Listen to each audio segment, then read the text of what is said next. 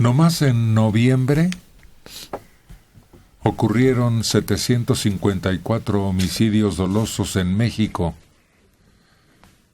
Y de ellos,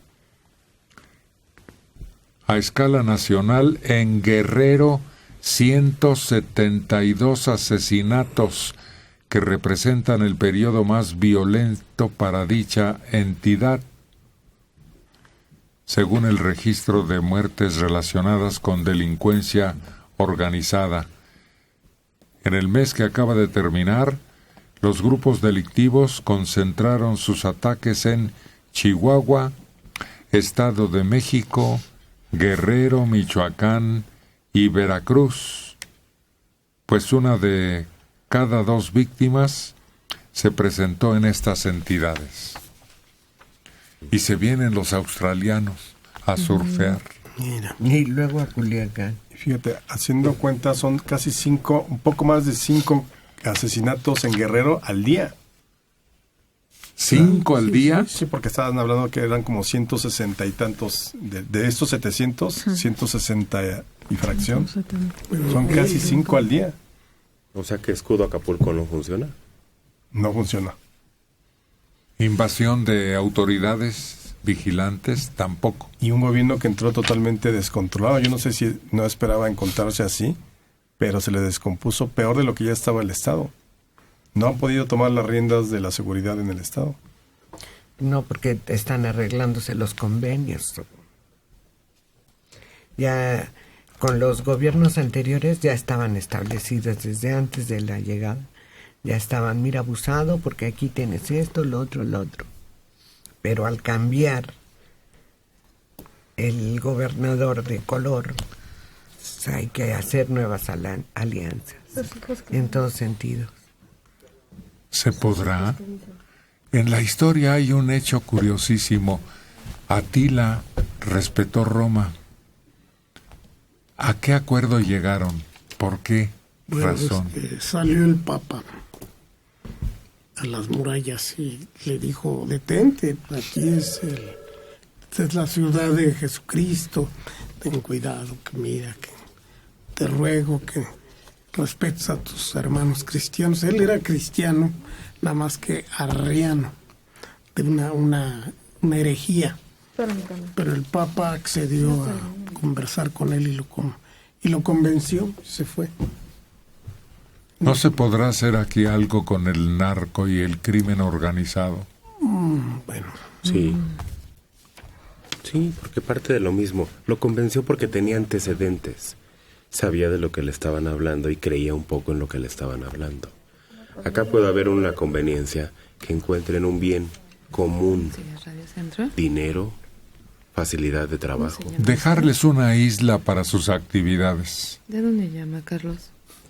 O una entidad, de plano un estado, en donde todo sea permitido por la ley, porque la verdad es que no se ha podido ni se podrá.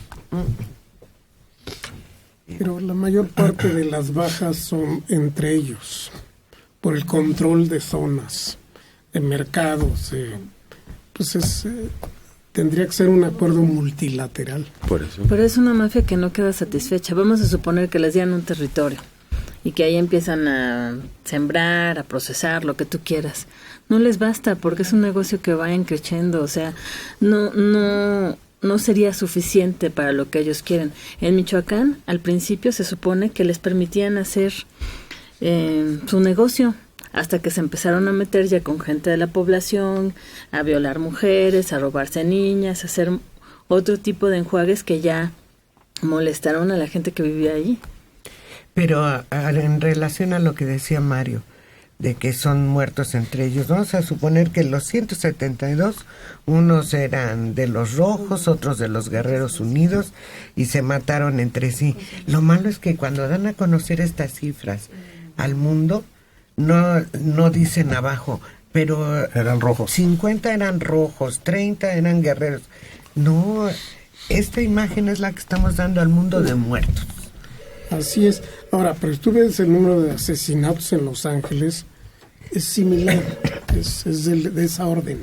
Y sin embargo no se hace gran faramaya al respecto. Pero ¿sabes cuál es el problema? Que México tenía una imagen ante el mundo del país cordial, el país con muchos lugares para visitar, con mucha estabilidad, donde el turista llegaba y paseaba por Reforma a las 3 de la mañana, llegaba a Acapulco y se la pasaba de bar en bar toda la noche, sin ningún problema.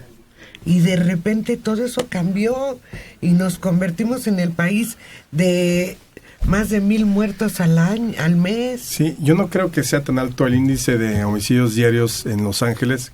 Desde luego es una ciudad violenta, pero no creo que alcance ahorita los niveles que tiene Guerrero. Pero yo creo que realmente no puedes negociar con el crimen organizado. Es decir, creo que más bien, para que haya una transformación, tienes que transformar tu gobierno. Nuevamente, las policías, los controles de seguridad y de confiabilidad. ¿Por dónde empiezas? Por ahí. Aunque me lleve más tiempo, yo empezaría creando una policía nueva totalmente, es decir, a la par de la que ahorita tenemos. ¿Y de dónde agarras los elementos? Reclutas con muy buenas prestaciones, seguros, es decir, ofreces una situación económica que no le ofrecías a tu anterior fuerza pública. Yo creo que por ahí podría ser, porque tienes que construirla de nuevo. Pero no es como barrer escaleras. ¿Cómo la blindas? Pues sí. Pero debe haber algún método. Pues sí, pero ¿cómo la blindas? Si el narco tiene dinero, si el narco tiene plomo, ¿cómo la blindas? Creo que el único país en la era moderna que ha luchado y ha conseguido dominar la delincuencia fue Italia con la mafia. Sí. ¿Qué hicieron ellos? Llevaron, que luego lo replicó Colombia, por ejemplo, todos los jueces eran, tenían secrecía, es decir, no se veían físicamente, no se sabía quiénes eran, es decir, las principales autoridades estaban como apartadas de la opinión pública y de la visión pública para evitar que pudieras acercarte a ellos a comprarlos y demás, eran como ese tipo de medidas.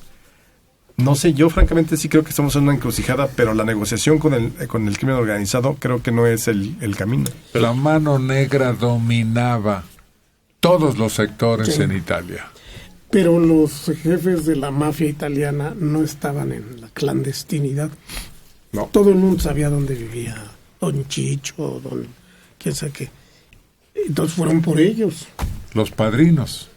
Sí, los meros. Fueron por ellos, los enjuiciaron. Y no se había fragmentado. Aquí el problema es que se fragmentó el crimen. Ya no estamos hablando de grupos de narcotraficantes, sino de secuestradores, de ladrones de bancos, de extorsionadores, de un montón de grupitos que se deshicieron de varios. Pero lo más importante en Italia es que no tenían derechos humanos. Ellos llegaban y arrasaban un pueblo entero, porque estos hombres vivían en pueblos completos. Mataran a quien mataran, se los llevaban. Carlos Uribe Ramos de Naucalpan tiene 79 años. ¿Por qué no le dan a la mafia un estado? Y que pongan ahí sus negocios, que hagan lo que quieran. Como hicieron en Estados Unidos, que a los mafiosos les dieron Las Vegas y se acabó la delincuencia. No se acabó. No. Al contrario, creció más. Y Las Vegas tiene ese mito porque la crea Benny Boxy Siegel, que era uno de los hombres de Lucky Luciano. Y él es el que desarrolla, era un gángster y empieza con el desarrollo de los casinos, pero así como que es un lugar libre para la mafia ahí, no. Seguramente hay mucha delincuencia y tráfico de drogas y trata de blancas, pero bueno, ya tiene todo, ¿no? Y hay una comisión ahí que les quita la licencia de casinos a todos. Sinatra sufrió mucho, no le querían dar la licencia porque tenía contactos con la mafia. Y no solo está Los Ángeles, está Reno, está Atlantic City, pero son docenas de ciudades. No es como el paraíso para la mafia. No se diga Los Ángeles. Yo insisto, en Los Ángeles están las grandes bandas que luchan entre sí. Es una mortandad horrenda, pero no la despliegan. Las Vegas produce un montón de dinero para el gobierno. Es impresionante los recursos que generan impuestos para el Estado. Y no es de que se hayan ido a poner casinos. Una vez que permitieron que el alcohol circulara, dijeron ellos, oye, ¿tú y ahora qué hacemos? Están hablando de puras cosas horripilantes, horrísonas, decía mi tía.